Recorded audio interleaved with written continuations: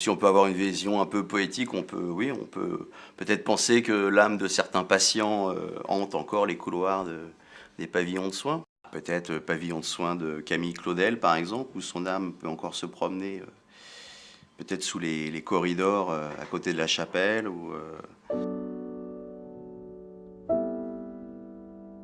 Camille Claudel est née le 8 décembre 1864 à Fères en Tardenois. Elle était de nationalité française, sa profession était sculptrice. Elle mourut le 19 octobre 1943 à 78 ans à Mondevergue. La pauvre femme fut internée à Villévrard, premier internement. Délaissée par Rodin, Camille Claudel plongea dans un gouffre de solitude et sombra donc peu à peu dans la démence.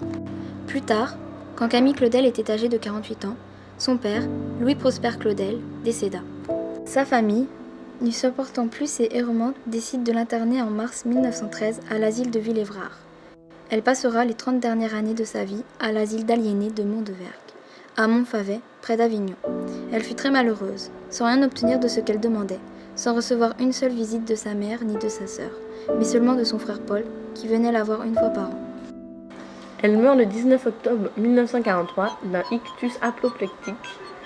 Elle est inhumée quelques jours plus tard au cimetière de Montfavet devant le personnel de l'hôpital.